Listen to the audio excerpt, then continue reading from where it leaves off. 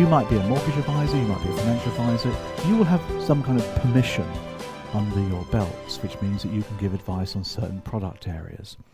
You know, mortgages, equity release, financial advice, etc. And I'm not worried about that. That's something separate.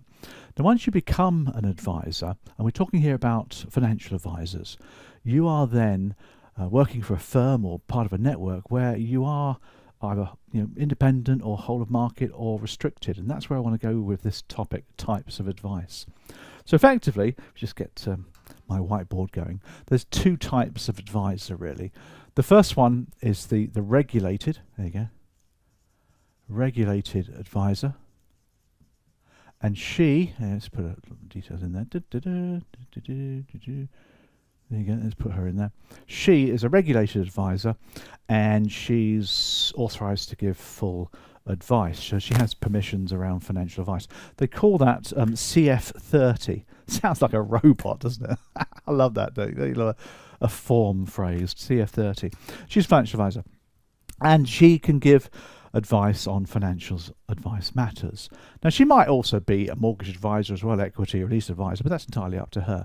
But as far as the regulator is concerned, she's a CF30 permissioned advisor. You do also have introducers, so it's probably worth putting an introducer in here as well for you. Now, an introducer, there you go, let's put him in there, shall we? He works for a firm where he's authorized to introduce business to her. He can't give advice. He can only give guidance to a potential customer, give a few ideas, but he is essentially an introducer and he will introduce business to an authorized financial advisor. Now, you might be one of those for financial advice. So you might be a mortgage advisor and you introduce people to a financial advisor. So for that need, if you like, you can only give guidance. So you can talk about stuff like pensions and things, don't keep away from it, but you can't give advice. It's a big difference there, isn't it, when it comes to it? Now, when you start to give advice as a regulated advisor, that's when you're either focused, simplified, or basic. Now we're getting a little bit of technicalities, but hey, we like a bit of technicality, don't we? So what I'm going to do, and as you know, I use Maslow's pyramid, Maslow's hierarchy of needs, which looks at the needs of a human, basic needs, survival needs, growth needs, self-esteem needs. It's how people evolve. And we use this thing called Pepsi, there you go, which is designed, or Pepsi-O actually, designed to show the needs of a customer.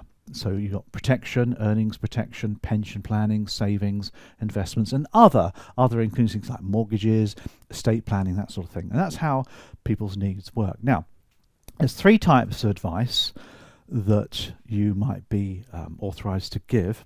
The first one is what we call focused. Let's put that in there for you. Focused advice. Focused advice. Now, focused advice is where the client decides the advice that they want. So the client, for example, might decide they want advice around protection. So that's the client, let's put that in there for you, decides. And that's quite important there. So you might be an independent advisor and your client might only want advice around a certain need area, and therefore you're going to give some focused advice around that for the client. That makes sense as well. Again, a little bit dangerous. You can be careful that you're not ignoring other major needs if the client has them. So you need to look at that. But the client has made that decision. Now the other one, which is quite similar, I'll do this in colour over here for you, is what we call simplified. There you go. Now this is in the news recently, I don't know if you've read about it. Simplified advice.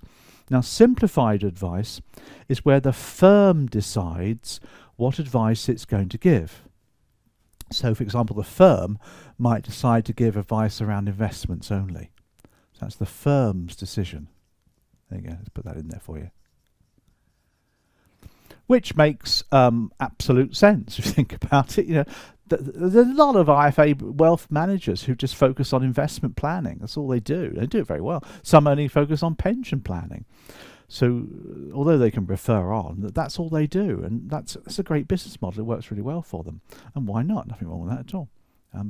The other one, which crops up occasionally, is called basic advice. Basic advice. Now, basic advice is where the advisor is going to give advice on very basic products. they used to call these, it could be any area, of course, but on basic products, which they used to call stakeholder products. Don't know if you read that in your book anywhere. The stakeholder suite of very, very old now. That goes back, 20 odd years now, into Gordon Brown's time as Chancellor of the Exchequer. You're talking about Iraq wartime in 2003, 4, 5, where you had some very, products which were just removed all their bells and whistles, and they're very basic products on ISAs you had and pensions and stuff like that. That just doesn't happen anymore. That's just in the textbook. It's not real, is it? So that's the 3 types of advice then that you would give. Pretty much textbooky stuff. That most financial advisors tend to operate in a simplified way if they want to just give advice in a certain area. But of course, if they're giving advice in every area, it's full advice when it comes to. Okay, let's move on from there. Let's get into a next section then. Give it a different colour now to keep it separate. We'll take a look at the other aspect about giving advice, which is what I call traditional advice. Now, traditional financial advice comes in two guises: independent or restricted. Independent, which is known as the IFA, of course. She is a regulator advisor. She gives advice from the whole marketplace. That's the whole point, isn't it? She's an independent advisor. She acts as the agent of the client, so she acts on behalf of the client, and she gives independent advice across all the different insurance companies, all the investment houses, all the areas that she gives advice. In the mortgage world, we call it whole of market, but that's slightly different because that's the mortgage side of things as well. We're talking here about IFAs, remember. The second one is known as a restricted advisor. Now, a restricted advisor, by the name suggests there, is an advisor who can only give advice on one company's products. Independent can have a panel, but the panel must be proven as being good. But a restricted advisor gives advice on one firm's products. Sometimes a couple, but it's usually just the one. SJP, a great example of a good restricted advice company. And there's plenty of examples of IFAs out there on the marketplace as well. And that's easy to understand, isn't it, really? But this can mix in with that, by the way. You might, for example, have a regulated advisor whose firm only focuses on investments, who's completely independent. So you can have all of that as well.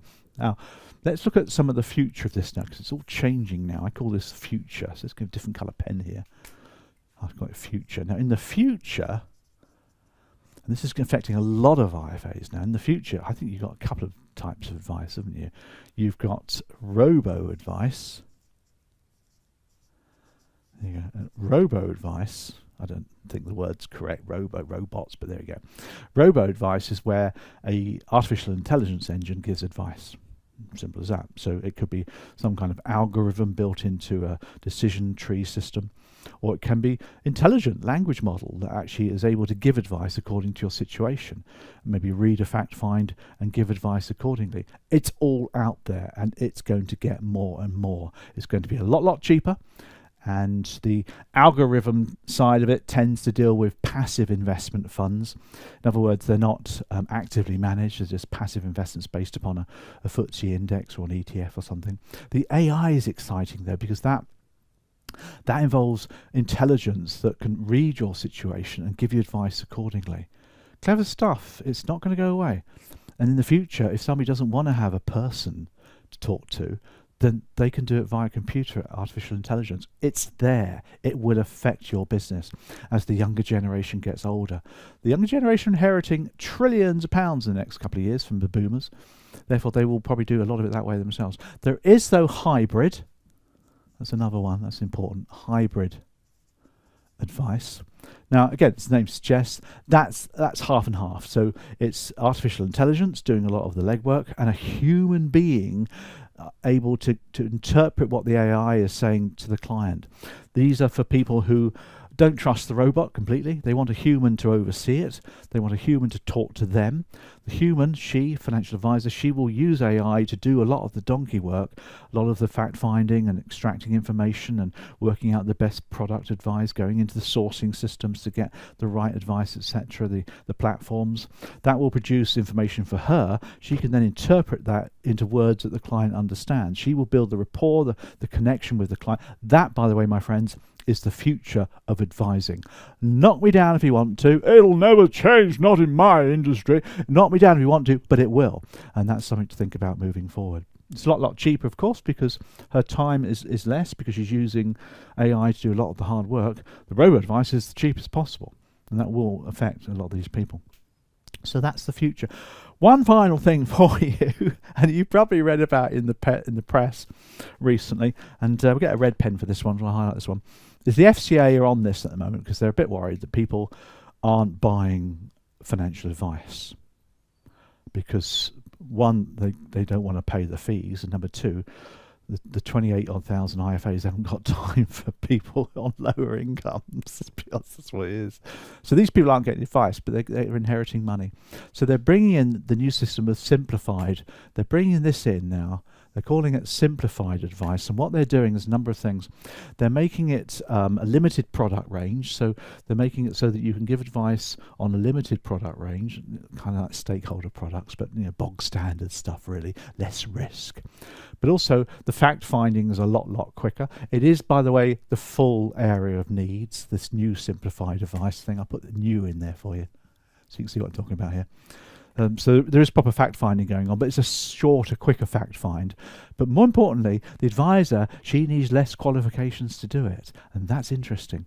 So maybe the advisor won't need a level 4 or chartered kind of status to do this. She might be maybe level 3. There might be a new exam coming in for that. We don't know yet. It's details.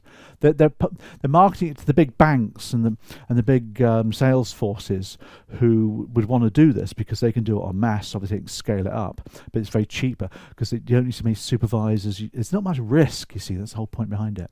So keep your eye on the news for that, because it may come in. It may not, may die a death, like a lot of these things, because at the end of the day, the financial advisor world likes to keep things as they are, because that's the model they like. So quite a lot going on there with types of advice, but you'll get questions in the exam on that one. So hopefully a bit of an update for you. Hope that's been of use.